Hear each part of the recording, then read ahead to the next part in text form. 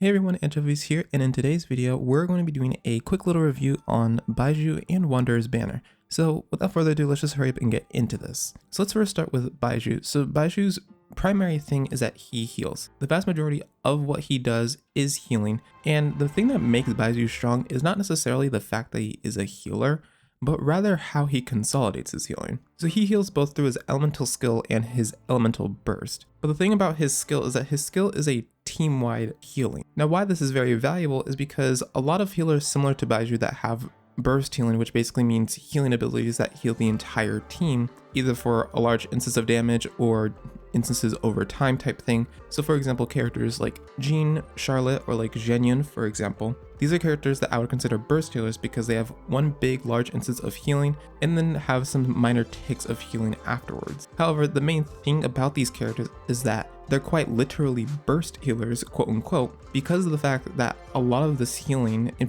fact all of their healing for the most part, is consolidated in their elemental burst. And what this means is that you have to worry a lot about energy requirements when it comes to these characters when you are trying to heal with them. However, that is not the case with Baizhu. Now, although with Baizhu you still kind of have to worry about energy requirements because you do actually want to use his burst in most rotations, if not all rotations, when it comes to healing consolidation, you can literally heal the team with one skill press, and the entire team will be healed. And what this allows Baizhu to do is act both as a burst healer, but then with his elemental burst, he also acts as a single target on field healer, on top of the fact that then his elemental burst also provides some minor interruption resistance. Having all of this very easily accessible and comfortable to use makes him debatably one of, if not the best healer in the entire game as we have so far. And this makes his value really high, especially for people who either don't have many healers on their account or for people who really do want to add another addition to their roster. Now when it came to Baizhu prior to Furina's release, of course he wasn't necessarily deemed that strong,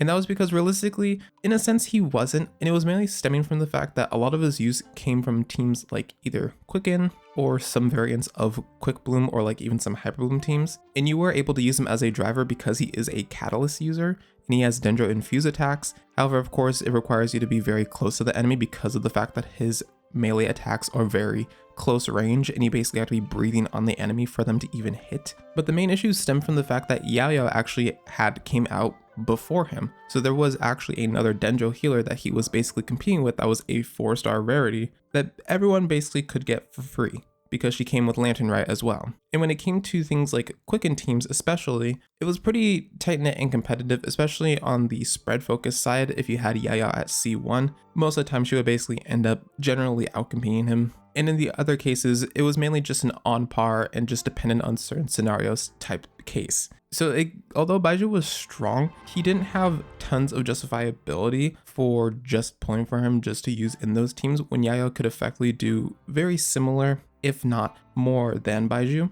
However, that didn't take away the fact that he was a lot more comfortable to use because again, his elemental skill heals the entire team, and his burst gives some minor buffs to Dendro reaction damage, interruption resistance, and single target healing, which is basically the exact thing that a character like Sino really liked having. And now with the addition of Furina, now his value has increased exponentially because of the fact that again, his elemental skill heals the entire team, which helps generate fanfare a lot more, and this ability to generate a lot of fanfare easily compared to other healers is what makes him especially unique in this case. Now of course it doesn't mean that every single other healer is like bad or anything.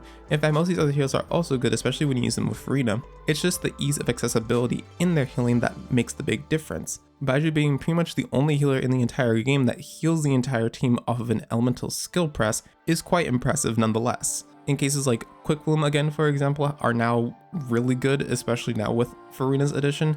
Now you have teams like Sino, Baizhu, Furina, and then like a last slot being one of the better teams performing in certain scenarios. Of course, the one thing about Baizhu is that you don't want to use Baizhu for the sake of application.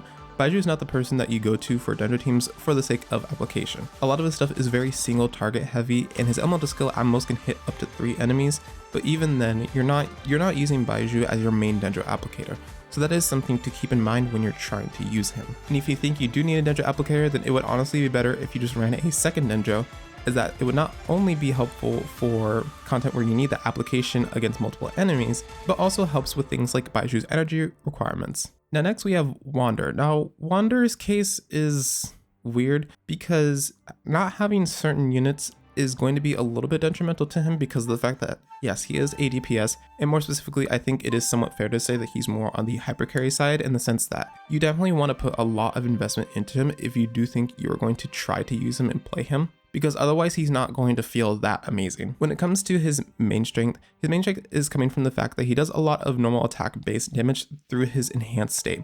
It's similar to characters like Risley, for example, or like even Yoimiya that have their enhanced state when you press their skill button. Wander has pretty much the exact same thing, but the thing about this state is that he's literally in the air when he is in the state, meaning that you do not want to get interrupted. So if you do not have a shielder or a character that gives interruption resistance, you are probably going to struggle playing him like a lot, and you probably won't even want to play him after you try to do that. So he's quite the struggle to play with when you don't have any form of defensive utility, and knowing the way that recent enemies behave now, they behave a lot more aggressively and also deal a lot more damage now in certain instances, makes it very difficult to try to pilot a character like Wanderer that wants to be consistently hitting enemies while not being interrupted, and you're trying to play them without any form of interruption resistance.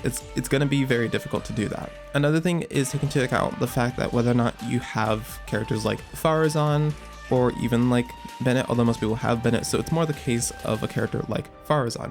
Having higher investment on Faruzan, like getting her at least like C2, and even if you can get her to C6, is really beneficial for a character like Wander because of the benefits that she gives to Anemo damage dealers at a baseline. So she is definitely a support that you definitely want to have in your account if you are definitely thinking about playing Wander unironically in things like Abyss content. But for the most part, his main advantage outside of Abyss is mainly the fact of how easy he is to use in Overworld and how easy he makes certain things. For me personally, I definitely enjoy using him in the Overworld for things like if I'm trying to farm Oculi or if I'm trying to, you know, get something very, very fast and like some simple farming. He's a really great character to have in those situations where you just want to get stuff done in exploration really quickly. So if you do value that a lot and you think that you like Wanderer, it could be somewhat justifiable to get him simply for that purpose. However, for other cases, and especially if you're playing the game for things like Abyss content or just trying to play optimally or whatever, he does have a lot that he needs in order to be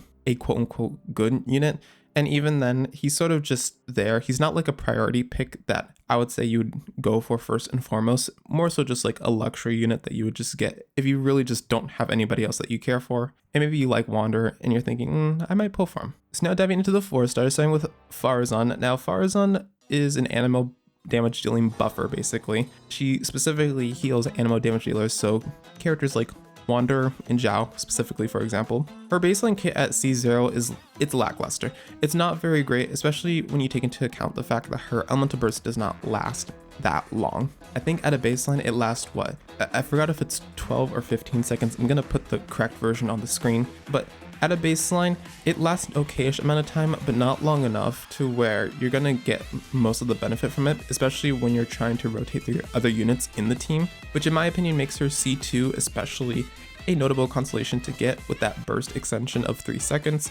I think it's really beneficial for her in a lot of the teams that she is played in with Wander and Zhao. And then once you get her C4 and C6, especially her C6 makes it to where you are not as incentivized to run a set like Emblem, for example, because of the fact that she has really high energy requirements. Her energy requirements are, I don't know how else to explain it besides literally through the roof. Especially when you don't have something like her C4, you're definitely going to struggle with meeting her energy requirements without literally going ER Sands, Emblem, and like Favonius Warbow to consistently burst every single rotation. It is completely obnoxious. But once you have her C4 and then upwards of C6, then you are more incentivized to run things like Tenacity, especially as her C6 proc hits are considered like her elemental skill damage base, so you can run Tenacity instead, which allows her to be more on the buffer side and not need as much energy, which is really nice. I think for what she has to offer, she's definitely one of the premier 4-star units and overall supports that you want to have, especially if you are a person who is really heavily invested into a character